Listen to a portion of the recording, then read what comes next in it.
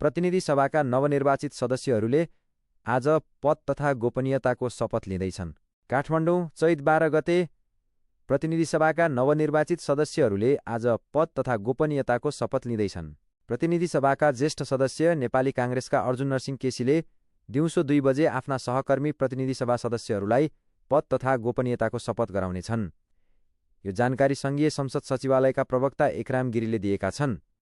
राष्ट्रपति रामचन्द्र पौडेलले बुधबार केसीलाई पद तथा गोपनीयताको शपथ गराएका थिए। प्रतिनिधि सभा सदस्यहरूको पद तथा गोपनीयताको शपथ ग्रहण समारोह सिंहदरबारमा नवनिर्मित बहुउद्देश्य हलमा हुनेछ।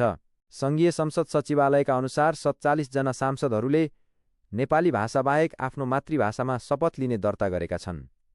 तीमध्ये 17 जनाले मैथिली भाषामा शपथ लिनेछन्। चैत 5 गते भएको प्रतिनिधि सभा सदस्य निर्वाचनमा राष्ट्रिय स्वतन्त्र पार्टीले 182 सिट जितेर पहिलो स्थान प्राप्त गरेको छ भने नेपाली काङ्ग्रेसले 38 सिट जितेर दोस्रो स्थान प्राप्त गरेको छ। नेकपा एमाले 25 सिट, नेपाल कम्युनिस्ट पार्टीले 17 सिट, श्रम संस्कृति पार्टीले 7 सिट र राष्ट्रिय प्रजातन्त्र पार्टीले 5 सिट जितेका छन्। यो समारोहले हालै सम्पन्न आम निर्वाचनपछिको नयाँ सङ्घीय संसदको गठनमा महत्त्वपूर्ण कदम चाल्नेछ। शपथ ग्रहण समारोहले देशमा संसदीय क्रियाकलापको औपचारिक सुरुवातको बाटो खोल्नेछ। कई सदस्यहरूले मातृभाषामा शपथ लिनुले नेपालको भाषिक विविधता र लोकतान्त्रिक प्रक्रियाको समावेशी भावनालाई उजागर गर्दछ। यो नेपालको संविधानले निर्वाचित प्रतिनिधिहरूलाई आफूले रोजेको भाषामा शपथ लिन पाउने व्यवस्थालाई प्रतिबिम्बित गर्दछ, जसले व्यापक सहभागिता र प्रतिनिधित्वलाई प्रोत्साहन दिन्छ। सिंहदरबारमा रहेको बहुउद्देश्यीय हल जहाँ यो कार्यक्रम हुनेछ ले नेपालको संसदीय पूर्वाधारको आधुनिकीकरण र विकासलाई प्रतीक गर्दछ।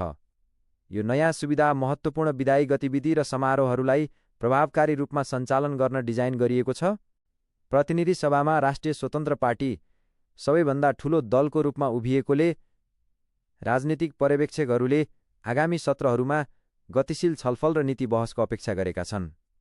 विभिन्न दलहरूले उल्लेखनीय सिट प्राप्त गरेको विविध संरचनाले क्रियाशील बहुदलीय लोकतन्त्रको कार्यलाई सुझाव दिन्छ। शपथ ग्रहण कार्यक्रम संवैधानिक आवश्यकता मात्र नभई निर्वाचित प्रतिनिधिहरूले इमानदारी र समर्पणका साथ राष्ट्रसेवा गर्ने प्रतिबद्धताको प्रतीकात्मक क्षण पनि हो। यसले नेपालको संसदीय प्रणालीको आधारशिला बन्ने जवाफदेहिता र सार्वजनिक सेवाका सिद्धान्तहरूलाई जोड दिन्छ। नवनिर्वाचित सदस्यहरूले आफ्नो जिम्मेवारी सम्हाल्न तयार हुँदा राष्ट्रले निकटबाट हेर्दैछ र प्रभावकारी शासन, विधायी प्रगति तथा राष्ट्रिय मुद्दाहरूको समाधानको आशा गर्दैछ। आजको समारोहको सहज सञ्चालनले नयाँ संसदीय कार्यकालका लागि सकारात्मक स्वर सेट गर्नेछ। सङ्घीय संसद सचिवालयले कार्यक्रम बिना कुनै बाधा अडचन बितोस् भन्ने सुनिश्चित गर्न आवश्यक व्यवस्था मिलाएको छ।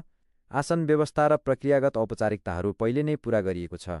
यो विकास नेपालले आफ्ना लोकतान्त्रिक संस्थाहरूलाई मजबुत बनाउँदै राजनीतिक स्थिरता कायम गर्ने क्रममा महत्त्वपूर्ण समयमा आएको छ। विभिन्न भाषिक तथा क्षेत्रीय पृष्ठभूमिका सदस्यहरूको सहभागिता देशको विविधतामा एकताको प्रमाण हो। समग्रमा आजको शपथ ग्रहण समारोहले प्रतिनिधि सभाका लागि नयाँ सुरुवातको प्रतिनिधित्व गर्दछ, जसले राजनीतिक स्पेक्ट्रमबाट निर्वाचित नेताहरूलाई नेपालको प्रगति र समृद्धिका लागि